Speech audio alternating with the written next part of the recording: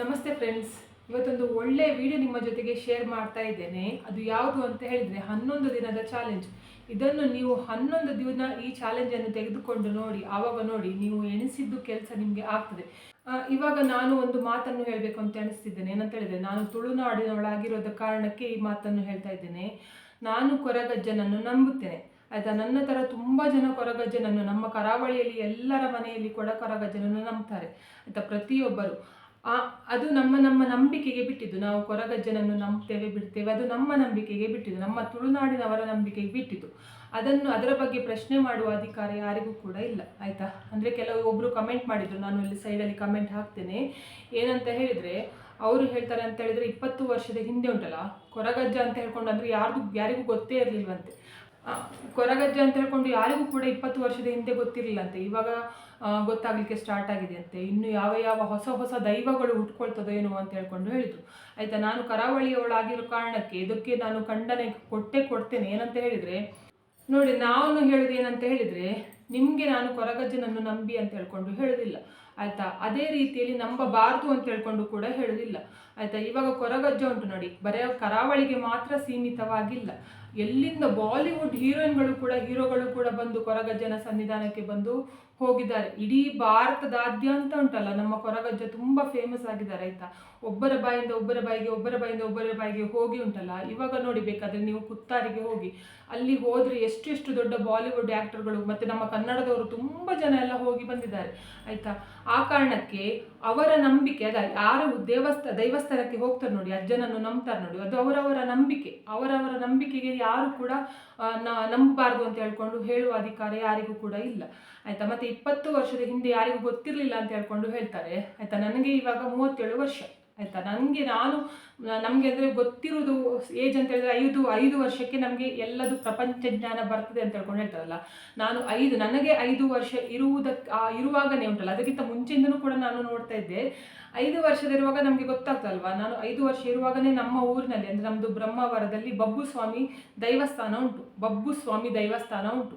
ಅಲ್ಲಿ ವರ್ಷಕ್ಕೆ ಒಂದು ಸಲ ದರ್ಶನಗಳೆಲ್ಲ ನಡೀತದೆ. ದರ್ಶನ ಅಂತ ಹೇಳ್ಕೊಂಡು ಹೇಳ್ತಾರಲ್ವ, ದೈವದ್ದು ದರ್ಶನ ನಡೀತದೆ. ಅಂದರೆ ಬೆಳಿಗ್ಗೆ ಹೊತ್ತು ಬಬ್ಬುಸ್ವಾಮಿದು ನಡೀತದೆ, ಇದು ಮಧ್ಯಾಹ್ನದ ಹೊತ್ತು ಕೊರಗಜ್ಜಂದು ನಡೀತದೆ, ಆಯಿತಾ. ನಾವು ಚಿಕ್ಕದಿರುವಾಗ ಉಂಟಲ್ಲ, ಬಬ್ಬುಸ್ವಾಮಿದು ದರ್ಶನ ನೋಡಲಿಕ್ಕೆ ಹೋಗ್ತೇವೋ ಇಲ್ಲವೋ ಗೊತ್ತಿಲ್ಲ, ಆದರೆ ಅಜ್ಜಂದು ಆಗ್ತಾ ಇತ್ತು, ಆಯಿತಾ. ಅಜ್ಜಂದು ಆಗುವಾಗ ನಾವು ಹೋಗ್ತಾ ಇದ್ವಿ, ಆಯಿತಾ. ಪ್ರತಿಯೊಬ್ಬರು ಕೂಡ ನಮ್ಮದು ಒಂದು ಫ್ರೆಂಡ್ಸ್ ಗ್ರೂಪ್ ಇತ್ತು, ನಾವೆಲ್ಲರೂ ಅಲ್ಲಿ ಹೋಗಿ ಕೂತ್ಕೊಳ್ತಿದ್ವಿ. ನಮಗೆ ಅದು ನೋಡಲಿಕ್ಕೆ ಅಷ್ಟು ಖುಷಿ, ಆಯಿತಾ. ಇವಾಗ ನೀವು ಹೇಳಿದ್ರಲ್ಲ 20 ವರ್ಷದ ಹಿಂದೆ ಯಾರಿಗೂ ಗೊತ್ತಿರಲಿಲ್ಲ ಅಂತ, ಅದು ನಿಮಗೆ ಗೊತ್ತಿಲ್ಲದೆ ಇರಬಹುದು. ಆದರೆ ನಮ್ಮ ಕರಾವಳಿಯವರಿಗೆ ಉಂಟಲ್ಲ, ಯಾವಾಗ ಜನ್ಮ ಬಂದಿದೆ ನೋಡಿ ನಮಗೆ, ಯಾವಾಗ ನಾವು ತಾಯಿ ಗರ್ಭದಿಂದ ಹೊರಗಡೆ ಬಂದಿದ್ದೇವೆ ನೋಡಿ, ಅಲ್ಲಿಂದ ಕೂಡ ನಮಗೆ ದೇವರಗಳ ಬಗ್ಗೆ ಗೊತ್ತುಂಟು. ನಿಮಗೆ ಗೊತ್ತಿಲ್ಲ ಅಂತ ಹೇಳಿದರೆ ಅದರ ಬಗ್ಗೆ ಮಾಹಿತಿ ತಗೊಳ್ಳಿ, ಆಯಿತಾ. ಕೊರಗಜ್ಜ ಹುಟ್ಟಿದ್ದು ಯಾವಾಗ, ಅದ್ರ ಬಗ್ಗೆ ನಾನು ವಿಡಿಯೋ ಮಾಡಿದ್ದೇನೆ. ಬೇಕಾದರೆ ಕೊರಗಜ್ಜಂದು ಫುಲ್ ಡೀಟೇಲ್ಸ್ ಆಗಿ ವಿಡಿಯೋ ಮಾಡಿದ್ದೇನೆ. ಅವರದ್ದು ತಾಯಿ ಯಾರು, ಅವರು ಎಲ್ಲಿ ಹುಟ್ಟಿದ್ದು, ಅವರು ಹೇಗೆ ಅಜ್ಜ ಆದರು, ಅವರಿಗೆ ಹೇಗೆ ಶಕ್ತಿ ಬಂತು ಅಜ್ಜನಿಗೆ, ಅದೆಲ್ಲ ಪ್ರತಿಯೊಂದು ನಾನು ವಿಡಿಯೋ ಮಾಡಿದ್ದೇನೆ, ಆಯಿತಾ. ನಿಮಗೆ ಇಷ್ಟ ಇದ್ದರೆ ಮಾತ್ರ ನೀವು ನೋಡಿ. ಆದರೆ ನಮ್ಮ ತುಳುನಾಡಿನ ಸಂಸ್ಕೃತಿಯ ಬಗ್ಗೆ ಮಾತಾಡುವ ಅಧಿಕಾರ ಯಾರಿಗೂ ಕೂಡ ಇಲ್ಲ, ಆಯಿತಾ. ನಾವು ನಿಮ್ಮ ದೇವರ ಬಗ್ಗೆ ಮಾತಾಡೋದಿಲ್ಲ, ಅದೇ ರೀತಿ ನಮ್ಮ ದೇವರ ಬಗ್ಗೆ ನೀವು ಮಾತಾಡುವ ಅಧಿಕಾರ ಇಲ್ಲ ಅಂತ ಹೇಳ್ಕೊಂಡು ಹೇಳ್ತಿದ್ದೇನೆ. ಅದಕ್ಕೆ ನಾನು ಕಮೆಂಟ್ ಮಾಡಿದ್ದೇನೆ. ಏನಂತ ಹೇಳಿದರೆ, ಇದಕ್ಕೆ ನಿಮಗೆ ಕೊರಗಜ್ಜನೇ ಉತ್ತರ ಕೊಡ್ತಾರೆ ಅಂತ ಹೇಳ್ಕೊಂಡು ಕಮೆಂಟ್ ಮಾಡಿದ್ದೇನೆ. ಇನ್ನು ಮುಂದೆ ಯಾವತ್ತೂ ಕೂಡ ನಮ್ಮ ತುಳುನಾಡಿನ ದೇವರ ಬಗ್ಗೆ ಯಾರು ಕೂಡ ಮಾತಾಡಲಿಕ್ಕೆ ಹೋಗಬೇಡಿ. ನಮ್ಮ ದೈವಕ್ಕೆ ಅವಮಾನ ಮಾಡಿದ್ರೆ ಉಂಟಲ್ಲ, ನಿಮಗೆ ಎಂಥ ಪರಿಸ್ಥಿತಿ ಬರ್ತದೆ ಅಂತ ಹೇಳ್ಕೊಂಡು ಮುಂದೆ ಗೊತ್ತಾಗ್ತದೆ. ಇಷ್ಟನ್ನು ಹೇಳಬೇಕಿತ್ತು. ಇವಾಗ ನಾನು ತಂತ್ರದ ಬಗ್ಗೆ ಹೇಳ್ತಾ ಇದ್ದೇನೆ ನೋಡಿ. ಅದನ್ನು ಏನು ಮಾಡಬೇಕು ಅಂತ ಹೇಳಿದ್ರೆ, ನೀವು ಮುಟ್ಟಾದ ಸಮಯದಲ್ಲಿ ಮಾಡಲಿಕ್ಕಿಲ್ಲ. ಮುಟ್ಟಾದ ಸಮಯದಲ್ಲಿ ಯಾವ ಕಾರಣಕ್ಕೂ ಕೂಡ ಮಾಡಲಿಕ್ಕೆ ಹೋಗಬೇಡಿ. ಎರಡನೇದೇನಂತ ಹೇಳಿದರೆ, ಇವಾಗ ನೀವು ಗಂಡ ಹೆಂಡತಿ ಸೇರಿರ್ತೀರಲ್ವ, ಆವಾಗ ನೀವು ಈ ತಂತ್ರ ಮಾಡಬೇಕು ಅಂತ ಹೇಳ್ಕೊಂಡು ಆದರೆ ಉಂಟಲ್ಲ, ನೀವೇನು ಮಾಡಿ ಅಂತ ಹೇಳಿದರೆ ತಲೆ ಸ್ನಾನ ಮಾಡಿಕೊಂಡೇ ಮಾಡಬೇಕು. 11 ದಿವಸ ಉಂಟಲ್ಲ, ನೀವು ಮಡಿಯಲ್ಲಿದ್ದು ಈ ತಂತ್ರ ಮಾಡಿದರೆ ತುಂಬ ಉತ್ತಮ, ಆಯಿತಾ. 11 ದಿವಸ ಮಡಿಯಲ್ಲಿದ್ದು ಮಾಡಿದರೆ ತುಂಬ ಉತ್ತಮ. ಆಗಲಿಲ್ಲ ಅಂತ ಹೇಳ್ಕೊಂಡು ಆದರೆ ತಲೆ ಸ್ನಾನ ಆದರೂ ಮಾಡಿಕೊಂಡು ಮಾಡಿ. ಇವಾಗ ಇದನ್ನು 11 ದಿವಸ ಮಾಡಲಿಕ್ಕೆ ಹೇಳಿದ್ದೇನೆ. ನೀವು ಯಾವ ದಿನದಿಂದ ಸ್ಟಾರ್ಟ್ ಮಾಡಬೇಕು ಅಂತ ಹೇಳಿದರೆ 11 ದಿವಸದಲ್ಲಿ ನೀವು ಶುಕ್ರವಾರದಿಂದ ಬೇಕಾದರೂ ಸ್ಟಾರ್ಟ್ ಮಾಡ್ಬೋದು, ಇಲ್ಲ ಅಂತ ಹೇಳಿದರೆ ಶನಿವಾರದಿಂದ ಬೇಕಾದರೆ ಮಾಡ್ಬೋದು, ಇಲ್ಲ ಅಂತ ಹೇಳಿದರೆ ಮಂಗಳವಾರದಿಂದ ಬೇಕಾದರೆ ಮಾಡ್ಬೋದು. ಶುಕ್ರವಾರ, ಶನಿವಾರ ಮತ್ತು ಮಂಗಳವಾರ ಯಾವ ದಿನದಿಂದ ಬೇಕಾದರೆ ನೀವು ಸ್ಟಾರ್ಟ್ ಮಾಡ್ಬೋದು. ಇದು ಯಾವಾಗ ಮಾಡಬೇಕು ಅಂತ ಹೇಳಿದರೆ ಸಾಯಂಕಾಲದ ನಂತರ ಮಾಡಬೇಕು, ಆಯಿತಾ. ಸಾಯಂಕಾಲ ಸೂರ್ಯ ಅಸ್ತ ಆಗ್ತದಲ್ವ, ಆ ಸಮಯದಲ್ಲಿ ಮಾಡಬೇಕು. ಇವಾಗ ಒಂದು ಬೀಜ ಮಂತ್ರ ಉಂಟು, ಆ ಬೀಜ ಮಂತ್ರವನ್ನು ನಾವು ಲವಂಗದಿಂದ ಆ ಮಂತ್ರವನ್ನು ಏನು ಮಾಡಬೇಕು ಅಂತ ಹೇಳಿದ್ರೆ ಆಹುತಿ ಕೊಡಬೇಕು ಆಯಿತಾ. ಬೀಜ ಮಂತ್ರವನ್ನು ಲವಂಗದಿಂದ ಆಹುತಿ ಕೊಡಬೇಕು. ಅದು ಹೇಗೆ ಅಂತ ಹೇಳ್ಕೊಂಡು ನಾನು ತೋರಿಸಿಕೊಡ್ತೇನೆ. ಅದೇ ರೀತಿಯಲ್ಲಿ ಮಾಡಿ ನೆನ್ಪಿಟ್ಕೊಳ್ಳಿ. ಬೀಜ ಮಂತ್ರ ಯಾವತ್ತೂ ಕೂಡ ತಪ್ಪು ಉಚ್ಚಾರ ಮಾಡಲಿಕ್ಕೆ ಹೋಗಬೇಡಿ. ಯಾಕಂತ ಹೇಳಿದ್ರೆ ಯಾವುದು ಕೂಡ ತಪ್ಪಾಗಬಾರ್ದು. ನಾನು ಬೇಕಾದರೆ ಸೈಡಲ್ಲಿ ಬರಿತೇನೆ ನೋಡಿ, ಅದನ್ನು ನೀವು ಬೇಕಾದರೆ ಬುಕ್ಕಲ್ಲಿ ಬರೆದಿಟ್ಕೊಳ್ಳಿ. ಇಲ್ಲ ಅಂತ ಹೇಳಿದ್ರೆ ನಿಮಗೆ ಬುಕ್ಕಲ್ಲೆಲ್ಲ ಬರೆದಿಟ್ಕೊಳ್ಳಿಕ್ಕೆ ಆಗೋದಿಲ್ಲ ಅಂತ ಹೇಳಿದ್ರೆ ನಾನು ವಿಡಿಯೋದಲ್ಲಿ ಹೇಳಿದೆ ನೋಡಿ, ಆ ವಿಡಿಯೋವನ್ನು ಪುನಃ ನೋಡಿ ಆಮೇಲೆ ಆ ಮಂತ್ರವನ್ನು ಕರೆಕ್ಟಾಗಿ ಬೈದು ಹೇಳಿ ಉಂಟಲ್ಲ, ಆಮೇಲೆ ನಾನು ಹೇಳಿದ ಹಾಗೆ ಆಹುತಿ ಕೊಡಿ. ಅದು ಹೇಗೆ ಮಾಡೋದು ಅಂತ ಹೇಳ್ಕೊಂಡು ನಾನು ತೋರಿಸಿಕೊಡ್ತೇನೆ ನಿಮಗೆ. ಈ ತಂತ್ರ ಮಾಡಲಿಕ್ಕೆ ಬೇಕಾದ ವಸ್ತು ಯಾವುದು ಅಂತ ಹೇಳಿದ್ರೆ ಒಂದು ಹಣತೆ ಆಯಿತಾ. ಮಣ್ಣಿನ ಹಣತೆ ತಗೊಳ್ಳಿ. ನೀವು ಯಾವುದೇ ತಂತ್ರ ಮಾಡಬೇಕಾದ್ರೂ ಮಣ್ಣಿನ ಹಣತೆಯನ್ನು ತಗೊಳ್ಬೇಕು. ನೆನ್ಪಿಟ್ಕೊಳ್ಳಿ. ನೀವು ಯೂಸ್ ಮಾಡಿದ್ದು ಬೇಕಾದರೆ ಯೂಸ್ ಮಾಡ್ಬೋದು, ಅಂದರೆ ಪ್ರತಿ ಸಲ ಇದನ್ನೇ ಯೂಸ್ ಮಾಡ್ಬೋದು. 11 ದಿವಸಕ್ಕೆ 11 ಬೇರೆ ಬೇರೆ ಹಣತೆಯನ್ನು ತಗೊಬಂದು ಯೂಸ್ ಮಾಡಬೇಕಂತ ಇಲ್ಲ. ಒಂದು ಸಲ ತಗೊಂಡ್ರೆ ಉಂಟಲ್ಲ, ಅದು ನೀವು ಯಾವ ತಂತ್ರ ಬೇಕಾದರೆ ಮಾಡಲಿಕ್ಕೆ ಉಪಯೋಗಿಸ್ಬೋದು. ಇವತ್ತು ಮಾಡಿ ಅದಾದ ನಂತರ ಉಂಟಲ್ಲ, ಅದನ್ನು ಚೆಂದ ಮಾಡಿ ತೊಳೆದು ಉಂಟಲ್ಲ, ಮಾರನೇ ದಿವಸಕ್ಕೆ ಇದನ್ನೇ ಯೂಸ್ ಮಾಡ್ಬೋದು. ಇವಾಗ ಏನು ಮಾಡಿ ಅಂತ ಹೇಳಿದ್ರೆ ಒಂದು ಮಣ್ಣಿನ ಹಣತೆಯನ್ನು ತಗೊಳ್ಳಿ. ಇವಾಗ ನಮಗೆ ಈ ತಂತ್ರ ಮಾಡಲಿಕ್ಕೆ 9 ಲವಂಗ ಬೇಕು ಆಯಿತಾ. ಲವಂಗ ಉಂಟಲ್ಲ, ನಾವು ಯಾವುದೇ ತಂತ್ರ ಮಾಡಲಿಕ್ಕೆ, ಲಕ್ಷ್ಮಿಯನ್ನು ಆಕರ್ಷಣೆ ಮಾಡಲಿಕ್ಕೆ ಪ್ರತಿಯೊಂದಕ್ಕೂ ಕೂಡ ನಾವು ಲವಂಗವನ್ನು ಬಳಸ್ತೇವೆ. ಲವಂಗ ಉಂಟಲ್ಲ ತುಂಬ ಶಕ್ತಿಶಾಲಿಯಾಗಿದೆ ಆಯಿತಾ. ನಮಗೆ ಒಂದು ತಂತ್ರ ಎಲ್ಲ ಮಾಡಲಿಕ್ಕೆ ಉಂಟಲ್ಲ ತುಂಬ ಶಕ್ತಿಶಾಲಿಯಾಗಿದೆ. ಮತ್ತು ನಮಗೆ ಇದು ಬೇಗನೆ ಕಾರ್ಯ ಆಗ್ತದೆ. ನಾವು ಲವಂಗದಿಂದ ಯಾವ ತಂತ್ರ ಮಾಡಿದರೂ ಕೂಡ ಬೇಗನೆ ಕಾರ್ಯ ಆಗ್ತದೆ. ಅದ ಕಾರಣಕ್ಕೆ ನಾವು 9 ಲವಂಗ, ಈ ಥರದ್ದು ಹೂವು ಇರ್ತದೆ ನೋಡಿ, ಆ ಥರದ ಲವಂಗವನ್ನು ತಗೊಳ್ಬೇಕು. ಅದನ್ನು ಬಿಟ್ಟು ಉಂಟಲ್ಲ ಹೀಗೆ ಸಿಗ್ತದೆ ನೋಡಿ, ಈ ಥರದ್ದು ಹೂವು ಇಲ್ಲದೆ ಇರೋದು ಬರೇ ಲವಂಗ ಇರ್ತದೆ ನೋಡಿ, ಅದು ನಮಗೆ ಕೆಲಸಕ್ಕೆ ಬರುವುದಿಲ್ಲ ಆಯಿತಾ. ಈ ಥರದ್ದು ಹೂವು ಇರುವ ಲವಂಗವನ್ನೇ 9 ಲವಂಗ ತಗೊಳ್ಳಿ ನೋಡಿ. ಇವಾಗ ಒಂದೇ ಒಂದು ಉಂಟಲ್ಲ ಕರ್ಪೂರ ತಗೊಳ್ಳಿ ಆಯಿತಾ. ಒಂದು ಕರ್ಪೂರವನ್ನು ತಗೊಂಡು ಈ ಹಣತೆಯ ಮಧ್ಯಭಾಗದಲ್ಲಿ ಇಡಬೇಕು ಆಯಿತಾ. ಮಧ್ಯಭಾಗದಲ್ಲಿ ಇಟ್ಟು ಆಮೇಲೆ ಏನು ಮಾಡಬೇಕು ಅಂತ ಹೇಳಿದ್ರೆ ಇದನ್ನು ಬೆಳಗಬೇಕು. ಅಂದರೆ ನೋಡಿ, ಇದನ್ನು ನಾನು ಬೆಳಗಿದ್ದೇನೆ. ಇವಾಗ ಏನು ಮಾಡಬೇಕು ಅಂತ ಹೇಳಿದ್ರೆ, ನೀವು 9 ಲವಂಗ ತಗೊಂಡಿದ್ದೀರಲ್ವಾ, ಆ ಲವಂಗಕ್ಕೆ ನೀವು ಫಸ್ಟು ಹೇಳಬೇಕು ಏನಂತ ಹೇಳಿದ್ರೆ, ದೀಪ ಮತ್ತು ಲವಂಗವನ್ನು ಹೀಗೆ ಹಿಡ್ಕೊಂಡು ಲವಂಗದಲ್ಲಿ ಹೇಳಬೇಕು ಏನಂತ ಹೇಳಿದ್ರೆ, ನಿಮಗೆ ಯಾವುದು ಕೆಲಸ ಆಗಬೇಕು. ಇವಾಗ ನಿಮಗೆ ಹಣಕಾಸಿನ ಸಮಸ್ಯೆ ಉಂಟಾ, ಅಥವಾ ಬಿಟ್ಟು ಹೋದವರು ನಿಮಗೆ ವಾಪಸ್ ಬರಬೇಕಾ, ಅಥವಾ ಗಂಡ ಹೇಳಿದ ಮಾತು ಕೇಳಬೇಕಾ, ಆರೋಗ್ಯದ ಸಮಸ್ಯೆ ಸರಿಯಾಗಬೇಕಾ, ಮಕ್ಕಳು ಏಳಿಗೆ ಆಗಬೇಕಾ, ನಿಮಗೆ ಯಾವ ಸಮಸ್ಯೆ ಉಂಟು ನೋಡಿ, ಆ ಸಮಸ್ಯೆಯನ್ನು ಈ ಲವಂಗದಲ್ಲಿ ಹೇಳಿಕೊಂಡು ಆಮೇಲೆ ನಾವು ಕಾಮಾಖ್ಯ ದೇವಿಯ ಆಯಿತಾ, ಕಾಮಾಖ್ಯ ದೇವಿಯ ಬೀಜ ಮಂತ್ರವನ್ನು ಹೇಳಬೇಕು ಆಯಿತಾ. ಅದು ಮಂತ್ರ ಹೇಗಿರ್ತದೆ ಅಂತ ಹೇಳ್ಕೊಂಡು ನಾನು ಹೇಳ್ತೇನೆ. ಇವಾಗ ನೋಡಿ, ಇವಾಗ ಒಂದು ಲವಂಗ ತಗೊಳ್ಳೋದು, ಲವಂಗ ತಗೊಂಡು ಆಮೇಲೆ ಬೀಜ ಮಂತ್ರವನ್ನು ಹೇಳೋದು.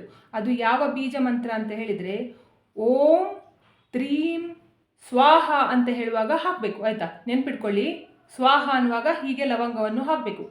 ಓಂ ತ್ರೀಂ ಸ್ವಾಹ. ಇವಾಗ ಪುನಃ ಇನ್ನೊಂದು ತಗೊಂಡು ಓಂ ತ್ರೀಂ ಸ್ವಾಹ. ಇವಾಗ ಇನ್ನೊಂದು ತಗೊಂಡೆ ಓಂ ತ್ರೀಂ ಸ್ವಾಹ, ಓಂ ತ್ರೀಂ ಸ್ವಾಹ, ಓಂ ತ್ರೀಂ ಸ್ವಾಹ. ನೋಡಿ, ಈ ಥರ 9 ಲವಂಗ ಕೂಡ ನೀವು ಇದಕ್ಕೆ ಹಾಕಬೇಕು ಆಯಿತಾ. 9 ಲವಂಗವನ್ನು ಹಾಕಿ ಇದು ಉರಿತಾ ಇರಬೇಕಾದ್ರೆ ನಿಮ್ಮ ಅದು ಏನು ಇಷ್ಟ ಉಂಟು ನೋಡಿ ನಿಮ್ಮ ಹತ್ರ, ಅಂದರೆ ನಿಮಗೆ ಏನಾಗಬೇಕು ನೋಡಿ, ಅದನ್ನೆಲ್ಲ ನೀವು ದೇವರ ಹತ್ರ ಪ್ರಾರ್ಥನೆ ಮಾಡಬೇಕು. ನಮಗೆ ಈ ಥರ ಸಮಸ್ಯೆ ಉಂಟು, ಸರಿಯಾಗಬೇಕು, ನಿಮ್ಮ ಆಶೀರ್ವಾದ ನಮಗೆ ಬೇಕು ಅಂತ.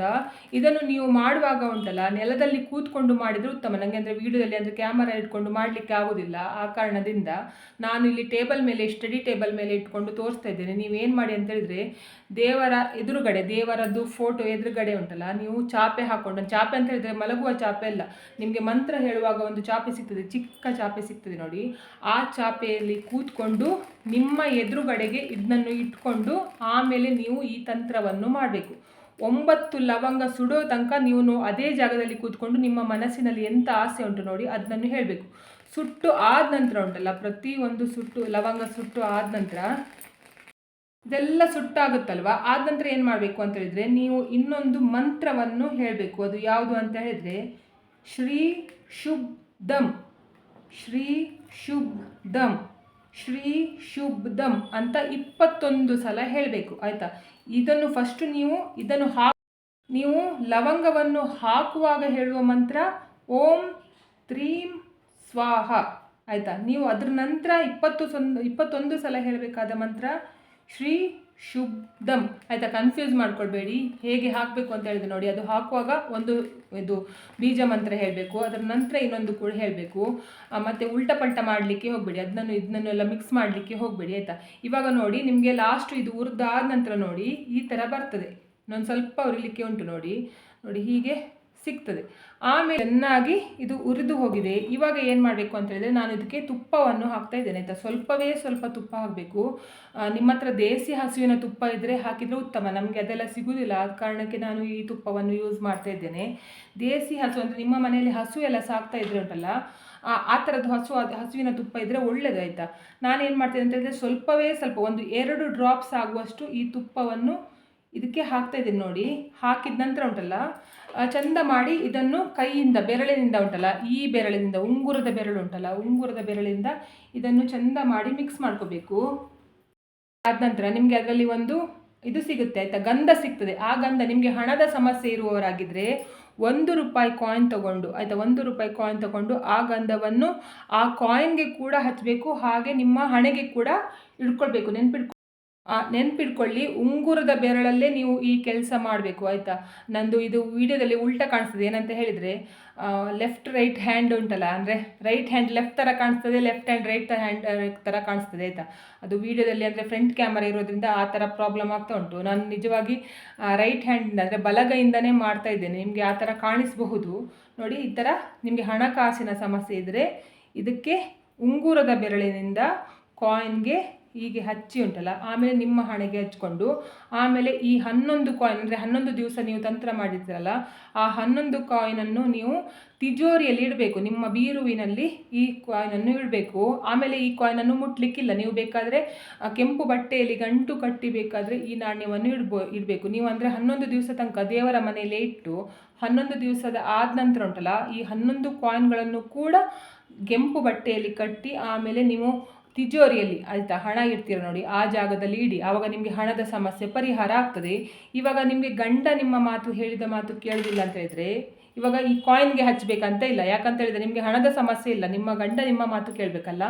ಆ ಕಾರಣ ಆ ಥರ ಸಮಸ್ಯೆ ಇದ್ದರೆ ಏನು ಮಾಡಬೇಕು ಅಂತ ಹೇಳಿದರೆ, ಈ ಗಂಧವನ್ನು ನಿಮ್ಮ ಯಜಮಾನರು ಬರ್ತಾರೆ ನೋಡಿ ಸಾಯಂಕಾಲ, ಅದ್ರ ಬಂದ ನಂತರ ಈ ಕೆಲಸ ಮಾಡಿ ಆಯಿತಾ. ಅವರು ಬರೋಕ್ಕಿಂತ ಮುಂಚೆ ಮಾಡಬೇಕಂತ ಇಲ್ಲ, ಬಂದ ನಂತರ ಮಾಡಿ. ಈ ಗಂಧವನ್ನು ಅವರ ಹಣೆಗೆ ಸ್ವಲ್ಪ ಇಟ್ಕೊಳ್ಳಿ, ಅಂದರೆ ಗಂಡನ ಹಣೆಗೆ ಹಚ್ಚಿ ಆಯಿತಾ. ಹೆಂಡತಿಯೇ ಹಚ್ಚಿ, ಅವರ ಹತ್ರ ಹಚ್ಕೊಳ್ಳಿಕ್ಕೆ ಹೇಳ್ಬೇಡಿ. ಉಂಗುರದ ಬೆರಳಿಂದ ಅವರಿಗೆ ಹಚ್ಚಿದ ನಂತರ ಉಂಟಲ್ಲ, ನೀವು ಮನಸ್ಸಲ್ಲಿ ಎಣಿಸ್ಕೊಳ್ಬೇಕು. ಏನಂತ ಹೇಳಿದರೆ, ಇವರು ನಮ್ಮ ಮಾತು ಕೇಳಬೇಕು ಅಂತ ಹೇಳ್ಕೊಂಡು ಎಣಿಸ್ಕೊಂಡು ಅವರ ಹಣೆಗೆ ಹಚ್ಚಿ. ಇವಾಗ ಆರೋಗ್ಯದ ಸಮಸ್ಯೆ ಇರುವವರು, ನಿಮಗೆ ಆರೋಗ್ಯದ ಯಾರಿಗೆ ಸಮಸ್ಯೆ ಉಂಟು ನೋಡಿ, ಅವರಿಗೆ ಹಚ್ಕೊಂಡ್ರೆ ಆಯಿತು. ಅಂದರೆ ನಿಮಗೆ ಆರೋಗ್ಯ ಸಮಸ್ಯೆ, ಮಕ್ಕಳು ಕೇಳಬೇಕು, ಮಕ್ಕಳಿಗೆ ಒಳ್ಳೆಯದಾಗಬೇಕು ಅಂದರೆ ಮಕ್ಕಳಿಗೆ ಹಚ್ಚಿದರೆ ಆಯಿತು ಆಯಿತಾ. ಈ ಒಂದು ತಂತ್ರದಿಂದ ಉಂಟಲ್ಲ, ನಿಮಗೆ ಪ್ರತಿಯೊಂದು ಸಮಸ್ಯೆ ಕೂಡ ಪರಿಹಾರ ಆಗ್ತದೆ. ಆದರೆ ಬೀಜ ಮಂತ್ರವನ್ನು ಮಾತ್ರ ತಪ್ಪು ಉಚ್ಚಾರ ಮಾಡಲಿಕ್ಕೆ ಹೋಗಬೇಡಿ. ಇವಾಗ 11 ದಿವಸ ನೀವು ಕಂಟಿನ್ಯೂ ಆಗಿ ಮಾಡ್ಕೊಂಡು ಹೋಗಿದ್ದೀರಾ ಆಯಿತಾ. ನಿಮಗೆ ಇದರಿಂದ ಒಳ್ಳೆಯದಾಗಿದೆ ಅಂತ ಹೇಳ್ಕೊಂಡು, ಆದರೆ ನಿಮಗೆ ಮಾಡಲಿಕ್ಕೆ ಮನಸ್ಸುಂಟು, ಇನ್ನೂ ಕೂಡ ಮುಂದೆ ಮಾಡಲಿಕ್ಕೆ ಮನಸ್ಸುಂಟು. ಯಾಕಂತ ಹೇಳಿದರೆ, ನಿಮಗೆ ಒಂದು ಪ್ರಾಬ್ಲಮ್ ಸಾಲ್ವ್ ಆಗಿರ್ತದೆ, ಅಂದರೆ ಹಣಕಾಸಿನ ಸಮಸ್ಯೆ ಪ್ರಾಬ್ಲಮ್ ಹೋಗಿರ್ತದೆ. ಇನ್ನೊಂದು ಯಾವುದಾದ್ರೂ ಒಂದು ಪ್ರಾಬ್ಲಮ್ ಇರ್ತದೆ ಆಯಿತಾ. ನೀವು ಉಂಟಲ್ಲ, ಒಂದು ಸಲ ನೀವು ಹೇಳುವಾಗ ಉಂಟಲ್ಲ, 11 ದಿವಸ ಮಾಡುವಾಗ 11 ದಿವಸ ಕೂಡ ಒಂದೇ ವಿಷಯದ ಬಗ್ಗೆ ಕೇಳಬೇಕು. ಬಿಟ್ಟರೆ ಇವತ್ತೊಂದು ವಿಷಯದ ಬಗ್ಗೆ ಕೇಳೋದು, ನಾಳೆ ಇನ್ನೊಂದು ವಿಷಯದ ಬಗ್ಗೆ ಕೇಳೋದು, ಹಾಗೆಲ್ಲ ಮಾಡಲಿಕ್ಕಿಲ್ಲ. ಒಂದೇ ವಿಷಯದ ಬಗ್ಗೆ 11 ದಿವಸ ಕೂಡ ಕೇಳಬೇಕು. ಇವಾಗ ಅದನ್ನು ಆದ ನಂತರ ನಿಮ್ಗೆ ಈಗ ಬೇರೆ ಯಾವುದಾದ್ರೂ ವಿಷಯ ಕೇಳಲಿಕ್ಕಿದ್ರೆ ಪುನಃ ಇದನ್ನು ಕಂಟಿನ್ಯೂ ಮಾಡಿಕೊಂಡು ಹೋಗ್ಬೋದು ಆಯಿತಾ. ನಿಮಗೆ ಯಾವುದೆಲ್ಲ ಸಮಸ್ಯೆ ಉಂಟಲ್ಲ ಅದನ್ನೆಲ್ಲ ಕಂಟಿನ್ಯೂ ಆಗಿ ಮಾಡಿಕೊಂಡು ಹೋಗ್ಬೋದು. ಆದರೆ ನೆನ್ಪಿಟ್ಕೊಳ್ಳಿ, ಬೀಜ ಮಂತ್ರ ಮಾತ್ರ ಯಾವ ಕಾರಣಕ್ಕೂ ಕೂಡ ತಪ್ಪು ಉಚ್ಚಾರ ಮಾಡಲಿಕ್ಕೆ ಹೋಗಬೇಡಿ. ನಾನು ಸೈಡಲ್ಲಿ ಹಾಕಿರ್ತೀನಿ ನೋಡಿ ಆ ಮಂತ್ರ, ಅದನ್ನು ನೀವು ಲವಂಗ ಹಾಕಬೇಕಾದ್ರೆ ಯಾವ ಮಂತ್ರ ಹೇಳಬೇಕು, ಅದು ನಂತರ 21 ಸಲ ಯಾವುದು ಹೇಳಬೇಕು ಅಂತ ಹೇಳ್ಕೊಂಡು ಬರೆದಿಡ್ತೇನೆ ನೋಡಿ. ಅದನ್ನು ದಯವಿಟ್ಟು ಸರಿಯಾಗಿ ತಿಳ್ಕೊಂಡು ಸರಿಯಾಗಿ ನೋಡಿಕೊಂಡು ಆಮೇಲೆ ಹೇಳಿ. ನೀವು ಈ ಕೆಲಸ ಮಾಡಬೇಕಾದ್ರೆ ನೀವು ಎಣಿಸ್ಬೇಕು, ನನ್ನ ಕೆಲಸ ಆಗ್ತದೆ, ನಾನು ಎಣಿಸಿದ ಕೆಲಸ ಆಗ್ತದೆ. ನಿಮ್ಮ ಮನಸ್ಸಲ್ಲಿ ಯಾವಾಗ ಕೂಡ ಆಗೋದಿಲ್ಲ ಅಂತ ಹೇಳ್ಕೊಂಡು ನೀವು ಯಾವ ಕಾರಣಕ್ಕೂ ಕೂಡ ನಿಮ್ಮ ಮನಸ್ಸಲ್ಲಿ ಬರಬಾರ್ದು. ನೀವು ಇದನ್ನು ಮಾಡಬೇಕಾದ್ರೆ ನಿಮ್ಮ ಮನಸ್ಸಲ್ಲಿ ನೀವು ಎಣಿಸಿದ ಏನು ಕೆಲಸ ಉಂಟು ಆಗ್ತದೆ ಆಗ್ತದೆ ಆಗ್ತದೆ ಅಂತ ಹೇಳ್ಕೊಂಡೇ ಹೇಳಬೇಕು, ಬಿಟ್ಟರೆ ಆಗೋದಿಲ್ಲ ಅಂತ ಹೇಳ್ಕೊಂಡು ನಿಮ್ಮ ಬಾಯಲ್ಲಿ ಅಥವಾ ನಿಮ್ಮ ಮನಸ್ಸಿನಲ್ಲಿ ಕೂಡ ಬರಬಾರ್ದು. ಆ ಥರ ಇದ್ದರೆ ನಿಮಗೆ 100% ಇದಕ್ಕೆ ನೆರವೇರ್ತದೆ ಆಯಿತಾ. ನಿಮ್ಮ ಮನಸ್ಸಿಗಿಂತ ದೊಡ್ಡ ಶಕ್ತಿ ಯಾವುದಿಲ್ಲ. ನಿಮ್ಮ ಮನಸ್ಸು ಇದು ಚಂಚಲ ಆಗದೇ ಇರುವ ಹಾಗೆ ನೋಡ್ಕೊಳ್ಳಿ.